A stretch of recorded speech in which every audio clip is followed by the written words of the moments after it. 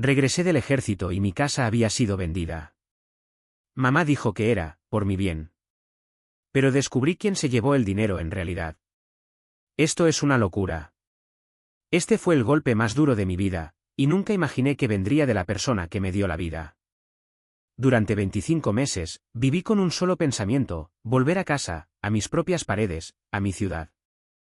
2 años en los Infantes de Marina no son un juego, tensión constante, disciplina.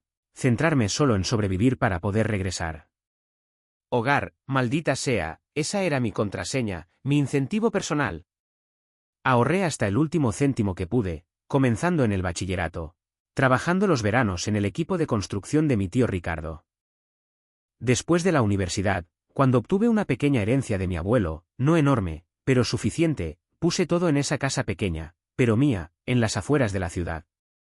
No era una mansión, claro, sino mi pedazo personal de Valencia. Mis paredes, mi jardín, mi, maldita sea, cuenco del perro, que olvidé guardar en el ático. Todo era mío. Lo amueblé yo mismo, exactamente como quería, elegí cada clavo, cada color de pintura. Era mi fortaleza, esperándome mientras cumplía con mi deber. Antes de irme, tuve una larga conversación con mi madre, Elena. Mi padre falleció hace unos años, y mamá era la persona más cercana que tenía. Tengo un hermano mayor, Javier, pero siempre ha vivido en su propio mundo, constantemente al límite, siempre buscando dinero fácil. Mamá, por supuesto, siempre estaba, comprendiéndolo, y, ayudándolo. Le dije entonces: mamá, aquí tienes las llaves. Por favor, solo cuídala. Riega las plantas, recoge el correo, revisa las facturas. Puse pagos automáticos, pero por si acaso. Esta es mi casa, mamá. No la compré solo para que se pudriera durante 2 años. Ella me lo prometió. Con lágrimas en los ojos, abrazándome, me dijo: claro que sí, hijo mío. Tu hogar te estará esperando. Lo cuidaré como si fuera el mío. 2 años volaron. Regresé, era principios de abril. Hacía un poco de frío, pero era soleado, un día típico para nuestra provincia. Le envié un mensaje a Javier, se suponía que me encontraría en el aeropuerto, pero me dejó plantado en el último minuto, dijo que estaba ocupado con un cliente importante. Bien, Javier siendo Javier. Tomé un taxi. Durante todo el trayecto, imaginé abrir la puerta, respirar hondo el olor a madera vieja, y mi, maldita sea, vida. Giramos en mi calle, la calle de la Fuente. Mi corazón latía como un loco. Ahí estaba, la curva. La veo. Mi casa. Y fue entonces cuando el frío me invadió. En mi porche, justo donde puse 2 bancos hechos por mí, había una mujer sentada con un niño. Una camioneta ranchera enorme, negra y fea estaba estacionada en mi propia, entrada. El color de las paredes ya no era el mío. Era gris claro, me gusta el minimalismo. Y ahora era un estúpido y chillón color terracota. No entendía lo que estaba pasando. ¿Me equivoqué de calle? Revisé el número. No, el mío. 47. Le pagué al taxista y salí. La mujer me miró, sorprendida. Yo estaba allí, con mi uniforme de gala, con una enorme bolsa de lona. Me acerqué a ella. Disculpe, dije, sintiendo que empezaba a temblar. Creo que cometí un error. ¿Es esta la casa número 47? Ella asintió. Sí, lo es. Pero Marcos Herrera vivía aquí. Ese soy yo, dije. La mujer se rió, como si hubiera hecho una broma. No, señor. Nosotros vivimos aquí. La compramos en diciembre. Soy Nuria Blanco. Mis piernas flaquearon. Me quedé allí mirándola fijamente. ¿Comprada? ¿Mi casa? Inmediatamente llamé a mamá. Ella respondió, y la oí tartamudear, lo que me preocupó más que nada. Mamá, ¿qué está pasando? Estoy frente a la casa. ¿Quién es esta gente? Ella guardó silencio. Una pausa larga e insoportable. Luego, con una voz baja y culpable, el tipo de voz que solo escuché cuando rompió el jarrón favorito de papá. Dijo, Marcos. Hijo. Lo siento mucho. Vendí la casa. Era necesario. Por tu bien. ¿Por mi bien? ¿Qué diablos es por mi bien? Sentí que iba a vomitar allí mismo, en mi césped. Grité en el teléfono, sin contenerme, ¿qué quieres decir con, vendí? No tenías derecho. ¿Dónde está el dinero? ¿Por qué? ¿Javier? Es él, ¿verdad? Es este su maldito negocio. Ella comenzó a llorar. Cálmate, por favor. Ven a casa. Te lo explicaré todo. Ven a quedarte con nosotros. Javier necesitaba el dinero, Marcos. Era la única manera. Te compraremos otra cosa más tarde. Javier lo devolverá, te lo juro. Colgué. Simplemente no podía seguir escuchando ese lamento. Mi cabeza me palpitaba. Toda mi vida, todo mi trabajo duro, mi sueño de regresar, todo se derrumbó en un minuto. Vendida. Por mi bien. Por Javier. Mi inútil hermano que siempre necesita ayuda. Me quedé en mí, ahora no mío, porche y me sentí como un idiota al que las personas más cercanas lo habían estafado. Este fue el principio del mes. Me quedaban 30 días para averiguar qué había pasado realmente. Y, créeme, lo que descubrí no tenía nada que ver con el mejor interés de Javier. Sentí que simplemente estaba obligado a buscar la verdad porque mi instinto me gritaba, mamá está mintiendo. Y esto no es solo por mi hermano. Ese mes se convirtió en la investigación más terrible de mi vida. No fui a casa de mi madre inmediatamente. No pude. Pasé la primera noche de vuelta en España, después de 2 años de servir a mi país, durmiendo en un sofá destrozado en un motel barato en las afueras de la ciudad. Era patético, pero la idea de enfrentar a Elena, mamá, y a Javier, que probablemente ya sabía que había regresado y se estaba escondiendo en alguna parte, me revolvía el estómago. Necesitaba calmarme, procesar la aniquilación total de mi plan de vida. Estaba tan acostumbrado al orden militar, a las reglas claras, y ahora mi realidad simplemente se había ido. A la mañana siguiente, conduje el coche de alquiler hasta la casa de mis padres. Se sintió extraño llegar allí con todo mi equipo militar, como si fuera un invitado no deseado. Mamá me recibió en la puerta. Tenía los ojos hinchados, rojos. Parecía mayor, más pesada. Intentó abrazarme, pero di un paso atrás. Simplemente no podía soportar el contacto físico, no después de lo que hizo. Se sintió como una traición profunda en mis huesos. Marcos, por favor, hablemos, susurró, con la voz quebrada. ¿Dónde está Javier?, pregunté, mi voz plana, vacía de cualquier calidez. El que está fuera de la ciudad. Trabajando en un gran proyecto. No le creí ni por un segundo. Eso era puro lenguaje de Elena para, se está escondiendo de tu justa ira. Pasé junto a ella hacia la sala de estar, tiré mi bolsa de lona al suelo, el sonido pareció ridículamente fuerte en la casa silenciosa, y me enfrenté a ella. Nada de hablar, mamá. Solo hechos. ¿Dónde está el contrato? Los papeles de cierre. Quiero ver cada hoja de papel con mi firma, o la firma que falsificaste. Necesito saber la fecha, el precio y quién diablos obtuvo el dinero. Ella se estremeció cuando dije, falsificaste, pero no discutió. Sabía que yo tenía razón, la casa estaba a mi nombre, firmada y sellada. Mi servicio militar no había anulado la propiedad. Desapareció en la cocina y regresó con un sobre de Manila. Sus manos temblaban mientras me lo entregaba. Saqué los documentos. La fecha era el 15 de diciembre, solo 2 meses antes. El precio era decente, ligeramente por debajo del mercado, pero no una estafa total. La compradora figuraba como Nuria Blanco, la mujer que vi en el porche. Pero lo principal en lo que me centré no fue la firma, que se parecía convincentemente a la mía. Debió haber practicado, sino la página de desembolso de fondos. Aquí es donde las náuseas comenzaron de nuevo.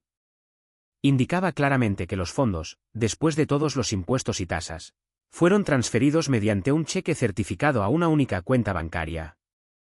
Y esa cuenta pertenecía a una empresa, Fénix Resurgente Inversiones, S.L. ¿Qué diablos es Fénix Resurgente Inversiones? Pregunté, mirándola. Mamá desvió la mirada inmediatamente. Comenzó a juguetear con una pequeña estatua en la repisa de la chimenea, su voz se volvía más aguda y rápida. ¿Es la empresa de Javier, Marcos? Necesitaba capital inicial. Insistieron en que tenía que ser una cuenta de empresa por razones legales. Era la única manera de salvarlo, Marcos. Estaba endeudado, muy endeudado. Iban a hacerle daño. Me juró que te devolvería cada euro, más intereses, en 6 meses, una vez que el negocio despegara. Solo necesitaba este impulso, esta oportunidad. Ahora estaba suplicando, las lágrimas corrían libremente por su rostro, y esa es generalmente su arma. Las lágrimas que siempre me derretían. Pero esta vez, fue simplemente patético. No funcionó. No me importan sus inversiones, mamá.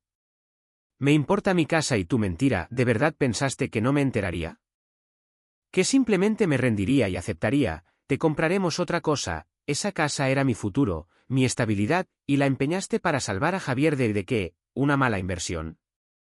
Tomé aire. Muéstrame el extracto bancario de esa empresa. Muéstrame el recibo de capital inicial. Quiero ver a dónde fue ese dinero. Fue entonces cuando lo vi, la mirada. El miedo puro y sin adulterar, mezclado con una culpa más profunda y más intensa de lo que había mostrado antes. No era la culpa de una madre que acababa de hacer algo imprudente para salvar a su hijo favorito.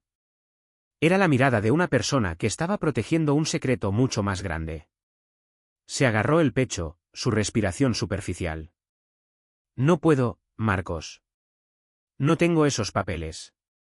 Javier los tiene. Él maneja todas las cuentas. Yo solo me ocupé de la venta de la casa, esa fue mi parte. Sus ojos se desviaron. Estaba mintiendo. No solo sobre que Javier podría devolverlo, sino sobre todo el asunto. La forma en que evitaba mi mirada, la forma en que sus labios se apretaban en una línea delgada y desesperada, me dijo que el nombre de Javier era solo un escudo. Una conveniencia. Todo ese día, me quedé en la casa, frío, en silencio. Intenté llamar a Javier, no contestó, directo al buzón de voz. Hice algunas búsquedas rápidas en mi teléfono. Fénix Resurgente Inversiones, S.L., apareció como una entidad comercial registrada en nuestra provincia, establecida el pasado noviembre. El director general figuraba como J. Herrera, Javier. Pero no había sitio web, ni huella pública, ni indicación clara de cuál era realmente la inversión. Una empresa fantasma. Eso confirmó mi sospecha, no era una empresa legítima. Esto era un clásico, una rápida obtención de dinero, posiblemente ilegal, y mamá había sido la pieza esencial en el rompecabezas. Sabía entonces que tenía que empezar a cavar más profundo, lejos de las lágrimas y las mentiras de mamá. La verdad no se trataba del negocio de Javier, se trataba del desembolso del dinero. Tenía que encontrar a Javier, o encontrar el rastro de esos fondos, porque tenía el presentimiento de que el nombre en la cuenta de la empresa no era el destinatario final de mí. Dinero ganado con tanto esfuerzo. Y tenía la sensación de que la persona que lo recibió era alguien a quien mamá haría todo lo posible por proteger, incluso más que a Javier. El reloj estaba en marcha. Había perdido un día. Tenía menos de 30 días para romper el silencio de mamá y descubrir quién había robado mi futuro. Pasé los siguientes 3 días haciendo lo que me habían entrenado para hacer, vigilancia y recopilación de información. Sabía que Javier no iba a aparecer, y mamá, Elena, era una bóveda cerrada de mentiras y excusas. Ella seguía rondando, tratando de darme de comer, tratando de hablar de pisos nuevos y el futuro, pero yo simplemente la ignoraba. La tensión en esa casa era tan densa que se podía asfixiar. Me centré en Fénix Resurgente Inversiones, S.L. Tenía el nombre de la empresa y la fecha de establecimiento. Busqué el nombre en varias bases de datos públicas a las que sabía cómo acceder desde mi tiempo en el servicio.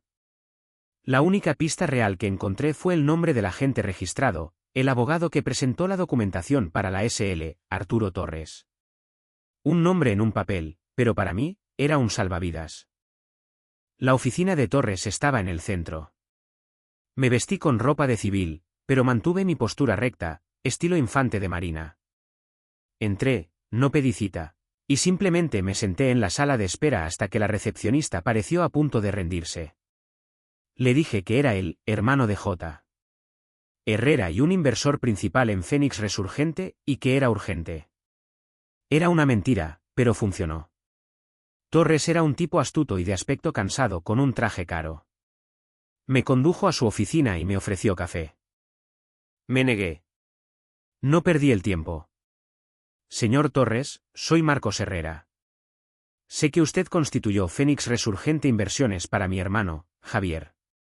Necesito saber la naturaleza del negocio, y lo que es más importante, necesito la confirmación del desembolso inmediato del capital de $250. 250.000 que, por cierto, me fue robado. La máscara profesional de Torres se deslizó por un segundo. Sus ojos se entrecerraron. Esa es una acusación grave, señor Herrera. Todos los fondos y transacciones de una SL son información confidencial del cliente. No puedo discutirlos. No le pido que hable sobre el negocio. Le digo que la fuente de esos fondos fue la venta fraudulenta de mi propiedad personal mientras estaba desplegado. Usted presentó la documentación. Usted conoce la cuenta. Solo necesito saber si el dinero permaneció en la cuenta de Fénix Resurgente Inversiones por algún tiempo. Me incliné hacia adelante. Este era el punto crucial. Si el dinero se transfirió inmediatamente, Javier no era el destinatario final. Solo era la cara registrada. Torres se aclaró la garganta, con aspecto incómodo. Jugueteó con un bolígrafo. Mire, yo solo manejo los trámites corporativos y el cumplimiento legal. No gestiono la banca. Pero puedo decirle que el capital inicial fue designado inmediatamente para una obligación. Eso es todo lo que puedo decir. Designado, o transferido, presioné. Mi hermano se quedó con ese $250.000, o lo canalizó a otra persona el mismo día en que se cerró la venta de la casa. Suspiró, un sonido largo y derrotado. Sabía que estaba atrapado entre la confidencialidad del cliente y la amenaza de una investigación de fraude. Señor Herrera, dijo, bajando la voz. El dinero no se quedó mucho tiempo. Estaba obligado a un tercero. Una obligación personal importante y apremiante. El propósito de la SL. Era simplemente un conducto para la transacción. Su hermano, Javier, recibió una pequeña tarifa administrativa, suficiente para mantenerlo callado y cumplidor. Un conducto. Un títere. Javier no obtuvo el dinero. Simplemente puso la cara en la empresa. Mi instinto era correcto. ¿Pero una obligación personal? Eso no era una inversión de negocios. Eso era una deuda. Una importante. Dejé la oficina de Torres con una pista, pero sin un nombre. Un tercero. Una obligación personal importante y apremiante. En el instante en que llegué a casa, confronté a mamá. Esta no fue una conversación tranquila. Esto fue un conflicto brutal y total. No fue Javier, ¿verdad, mamá? No realmente, dije, tirando el sobre de Manila con los papeles de venta sobre la mesa de café. El abogado me dijo la verdad. Javier era solo un testaferro. Un conducto. Torres dijo que el dinero se transfirió inmediatamente a un tercero, por una obligación personal. Ahora, dime la verdad, o voy a la policía mañana y presento cargos de fraude contra ti, Javier y el abogado. Su rostro se puso blanco, literalmente desprovisto de color. El miedo que vi antes no era nada comparado con este terror. El nombre de Torres la había roto. Sabía que yo había ido mucho más allá de lo que ella esperaba. No. Marcos, no a la policía. Por favor, por el amor de Dios, no a la policía, gritó, corriendo hacia mí, agarrando mi brazo. Me aparté. Entonces dime el nombre, si sé. ¿Quién tiene mi $250.000? Ella se derrumbó en el sofá, con la cabeza entre las manos, sollozando incontrolablemente. No puedo decírtelo. No puedo. No lo entenderás. Lo arruinarás todo. No es lo que piensas, Marcos. Fue una emergencia. Una terrible, terrible emergencia. ¿Una emergencia que me costó todo mi futuro? ¿Quién es, mamá? La persona que estás protegiendo no es Javier. ¿Quién es esa persona que es más importante para ti que los ahorros de toda la vida y la libertad de tu propio hijo? Ella me miró, con el rostro destrozado por las lágrimas y la desesperación. Y en ese momento, vi la verdad amanecer en sus ojos, una verdad que era mucho peor que una simple mentira. No era alguien fuera de la familia. No era un criminal. Era alguien que yo conocía. La comprensión me golpeó como un impacto físico, una certeza repentina y fría. ¿Ese es el tío Ricardo? Pregunté, mi voz apenas un susurro. Ricardo, el hermano de papá, que había estado luchando con facturas médicas y parecía perpetuamente estresado. Mamá negó con la cabeza con vehemencia, enterrando su rostro en un cojín. Entonces, ¿quién, mamá? Dime. Antes de que empiece a llamar a todos los malditos bancos de esta ciudad. Finalmente levantó la cabeza, con el rostro completamente roto, y pronunció un solo nombre, un nombre que no esperaba en 1.000.000 de años, un nombre que hizo que el mundo entero se inclinara sobre su eje y confirmó mi sospecha más oscura y nueva. Es tu hermana, Marcos. No tengo una hermana. Solo tengo un hermano, Javier. Me quedé mirándola fijamente. ¿De qué estás hablando, mamá? No tengo una hermana. Estás mintiendo. Estás perdiendo la cabeza. No, se atragantó, limpiándose la nariz con el dorso de la mano. ¿Tienes una? ¿Jimena? Y ella necesitaba el dinero. ¿Tu dinero? La hermana secreta que nunca supe que existía. El dinero fue para salvarla, pero el precio fue mi futuro. Ahora tengo que elegir. ¿Jimena? Tu hermana. Ella necesitaba el dinero. Las palabras simplemente flotaron en el aire, pesadas y venenosas. Sentí un extraño zumbido en mis oídos. El silencio que siguió fue tan completo que pude escuchar el desesperado jadeo de la respiración de mamá. Me quedé allí, clavado, mirándola, tratando de forzar las piezas a encajar. Mi vida acababa de ser alterada fundamentalmente, no por una hipoteca o un despliegue, sino por un nombre que nunca había escuchado. Deja de mentir, mamá. No tengo una hermana. Tengo a Javier. Eso es todo, finalmente logré decir, mi voz áspera, desprovista de emoción. Había superado la rabia, solo estaba entumecido. Ella se levantó, suplicando con los ojos, buscando el sobre de Manila en la mesa. No, Marcos. Es la verdad. Ella es mayor que Javier. Nació antes de que tu padre y yo nos casáramos. Un error de juventud. La dimos en adopción cuando era un bebé. Tu padre siempre insistió en que la historia era que fue una niña nacida muerta. Era más seguro, más fácil para todos. Sentí que la sangre se drenaba de mi rostro. Papá, mi honesto, trabajador y moral papá, ¿tuvo un hijo secreto que dio en adopción? ¿Y mamá lo supo todo el tiempo? ¿Por qué ahora? ¿Por qué necesitaba $250.000 ahora? Exigí, las preguntas finalmente rompiendo el shock. Ella se puso en contacto hace 2 años, susurró mamá, claramente aliviada de finalmente dejar que la verdad saliera a la luz, sin importar cuán fea fuera. Me encontró a través de una búsqueda de ascendencia. Nos reunimos en secreto, no se lo dijimos a tu padre antes de que muriera, no queríamos hacerle daño, Marcos. Ella estaba luchando. Ha tenido una vida difícil, Marcos. Drogas, malas decisiones. Se rehabilitó, se casó, pero luego se endeudó, una mala deuda, con gente mala. El tipo de personas que no envían cartas. Amenazaron a su marido, Adrián. La amenazaron a ella. Le dieron una fecha límite. 2 meses para pagar el préstamo y el interés demencial. Tomó un respiro tembloroso. Eran $250. 000. Estaba desesperada. Vino a mí. Tuve que elegir, Marcos. Salvar a un hijo de una casa y un nuevo comienzo, o salvar a la otra hija de una tumba. Elegí la vida, Marcos. Elegí su vida. Las piezas encajaron con una finalidad nauseabunda. Javier era el testaferro.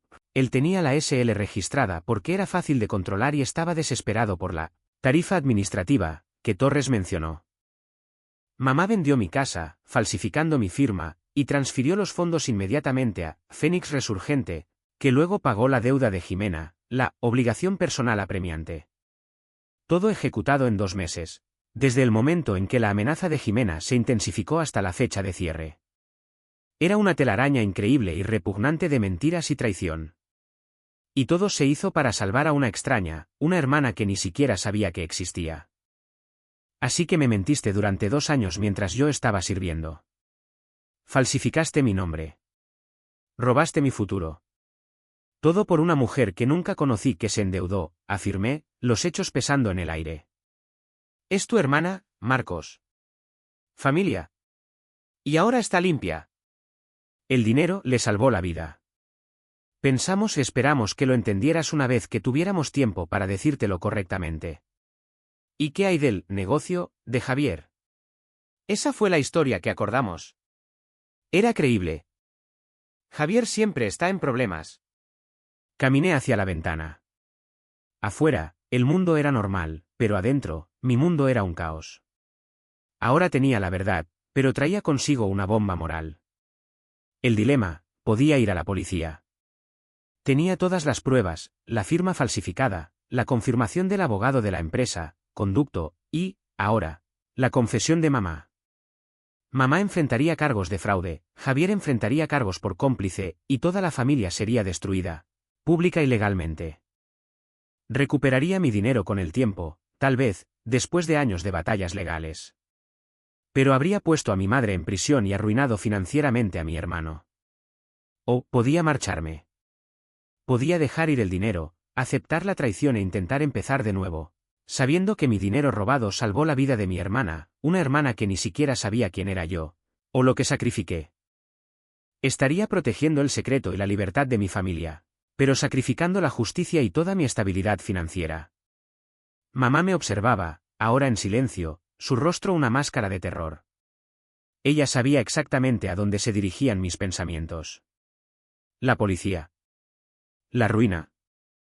Marcos, suplicó, su voz apenas audible. Ahora es una buena persona. Estaba atrapada. Por favor, no destruyas a tu familia. Es solo dinero. Podemos. No es solo dinero, mamá. Es confianza. Es mi vida. No tenías derecho a tomar esa decisión por mí. Me volví hacia ella, mi corazón latiendo contra mis costillas. Tenía menos de 24 horas para decidir. Si no actuaba contra la policía, perdería la capacidad de usar esa amenaza de manera efectiva. Tenía que enfrentarme a la misma persona que el dinero de mi casa fue a salvar. Tenía que conocer a Jimena y mirarla a los ojos.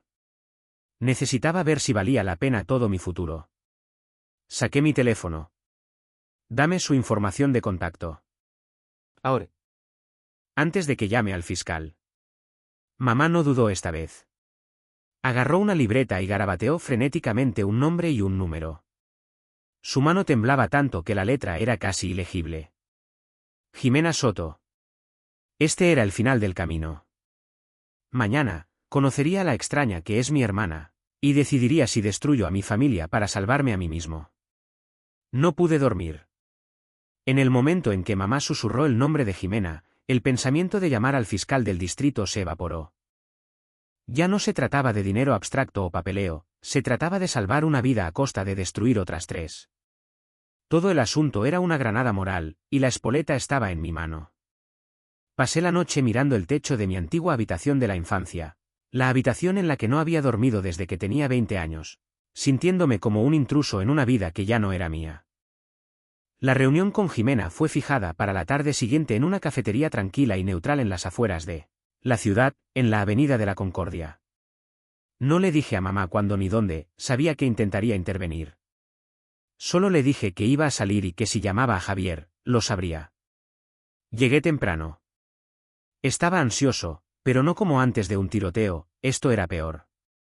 Esto era una emboscada al alma. Buscaba un reflejo de mí mismo, o tal vez un reflejo de la madre que acababa de robarme. Cuando entró, supe inmediatamente que era ella. No por un parecido familiar, sino porque parecía completamente perdida y aterrorizada, escaneando la habitación en busca de la persona que la había convocado. Parecía quizás un poco mayor que yo, tal vez 31 años. Estaba limpia, cansada, pero vestida pulcramente. Nada en ella gritaba, adicta a las drogas, o, fracaso endeudado, solo una mujer que había visto demasiado. Caminó directamente a mi mesa, agarrando su bolso. Me puse de pie. ¿Jimena? Marcos, respondió, su voz suave y temblorosa. Gracias por reunirte conmigo. Tu madre dijo que era urgente. Que sabías la verdad. Lo sé todo, dije, mi voz baja y firme. No me senté hasta que ella lo hizo. Sé lo de la adopción. Sé lo de la deuda. Sé que los $250. 000 que obtuviste para salvar a tu marido vinieron de la venta de mi casa. El color se drenó de su rostro más rápido que del de mamá. Me miró fijamente, con los ojos muy abiertos y brillantes. Parecía genuinamente choqueada. ¿Tu casa? No. Tu madre dijo que era un fondo de inversión familiar. Que el dinero estaba disponible de un activo líquido que tu padre había reservado para emergencias. Ella prometió, juró que nadie saldría herido. Era otra capa de la mentira, la pieza final y viciosa de manipulación. Mamá incluso le había mentido a la persona que supuestamente estaba salvando. Vendió mi casa y la envolvió en una mentira reconfortante para ambos, haciendo de Jimena una víctima de su propia salvación. Nos mintió a los dos, Jimena. Yo estaba desplegado. Esa casa era el ahorro de toda mi vida. Era mi futuro. Volví a casa hace 2 semanas y encontré a extraños viviendo allí. Las lágrimas corrían por sus mejillas, silenciosas y gruesas. No trató de ocultarlas. Oh, Dios. Marcos, no lo sabía. Te juro que no tenía idea. Si lo hubiera sabido, nunca habría dejado que esos hombres hicieran lo que iban a hacer. Habría encontrado otra manera. La devastación cruda e inmediata en su rostro rompió la última pared de mi rabia. La miré, a esta extraña, a esta hermana, que estaba al borde del abismo emocional conmigo. Ella era la razón de todo esto, pero no era la perpetradora. Ella era solo otra víctima de la decisión desesperada y unilateral de mamá. Pasé la siguiente hora exponiendo toda la sórdida cronología, la firma falsificada, el conducto de la SL, el soborno de Javier, la confirmación de Torres. Ella solo escuchaba, llorando en voz baja. Me contó sobre la profundidad de su deuda, las amenazas a su marido Adrián, la presión aplastante e ineludible bajo la que se encontraba. Era la obligación personal que Arturo Torres mencionó. Era real. Cuando terminó, la gran pregunta flotaba en el aire tranquilo entre nosotros. Entonces, ¿qué pasa ahora?, preguntó, con la voz temblorosa. La miré, a la mujer que era biológicamente mi hermana, la persona cuya vida había salvado sin querer con todos los ahorros de mi vida. El camino legal estaba claro: policía, cargos, prisión para mamá, antecedentes penales para Javier, años de lucha en los tribunales. Pero el costo humano. No pasa nada, Jimena, dije, lentamente. Tú no tienes el dinero. Se ha ido. Ha pagado tu deuda. Ir a la policía no me devolverá mi casa. Solo enviará a nuestra madre a la cárcel y destruirá cualquier posibilidad que tuvieras de un nuevo comienzo. Ella jadeó, cubriéndose la boca con la mano. Marcos, lo siento mucho. No te disculpes conmigo. Discúlpate contigo misma por dejar que tu vida se descontrolara tanto. Y discúlpate por estar emparentada con una mujer que eligió destruir a un hijo para salvar una vida que nos ocultó al resto de nosotros. Había tomado mi decisión. Fue lo más difícil que había hecho, más difícil que cualquier decisión militar. Sacrifiqué la justicia por una misericordia terrible y silenciosa. No arruinaría una vida que acababa de ser salvada, incluso si el precio era mi propia ruina. No agravaría la traición de mi madre con mi propio acto de destrucción definitiva. Me puse de pie, empujando mi silla hacia atrás. Necesito que hagas 2 cosas, dije. Primero, nunca vuelvas a mencionar la casa o el dinero a mamá. Segundo, nunca me contactes a mí, a Javier o a mamá. Nunca. Me estoy alejando de todos vosotros. Necesito empezar de cero. El precio de tu nueva vida es la completa ruptura de esta familia. Necesito empezar de nuevo, y no puedo hacerlo con el conocimiento de esta traición cerniéndose sobre mí. Ella asintió, las lágrimas fluyendo, incapaz de hablar. Vi la vergüenza, la gratitud y el dolor a la vez. Dejé la cafetería y conduje directamente a casa de mamá. Entré, agarré mi bolsa de lona y volví a salir. Mamá corrió hacia la puerta. ¿Marcos? ¿Qué decidiste? ¿Hablaste con ella? ¿Vas a ir a la policía? Me detuve en el umbral y la miré. Su rostro estaba frenético, esperanzado, temeroso. El dinero se ha ido, mamá, dije. Y la casa se ha ido. No iré a la policía. Pero tu deuda conmigo es más grande que cualquier cosa que Jimena haya debido jamás. Considérame desaparecido, Elena. Tú tomaste tu decisión por tu familia, y ahora estoy tomando la mía. Salvaste una vida, pero perdiste un hijo. Salí, dejando la puerta entreabierta, y me alejé. No miré hacia atrás. Todo el asunto tardó menos de 3 semanas desde el momento en que vi la extraña camioneta en mi entrada. Mi regreso del servicio no fue una bienvenida a casa, sino un desalojo. Perdí mi hogar, mis ahorros y la madre que creía tener, todo en el tiempo que se tarda en procesar un préstamo. Conseguí un piso barato, me inscribí en clases usando mi beca de veterano y comencé a buscar trabajo. Estoy vivo. Soy libre. Pero cada noche, pienso en el dinero, la casa, la vida que se suponía que debía tener, sacrificada por una hermana que nunca conocí. ¿Valió la pena? ¿Fue un sacrificio noble, o el acto final de un tonto que eligió proteger a sus traidores? Todavía no lo sé. El silencio donde solía estar mi futuro es ensordecedor.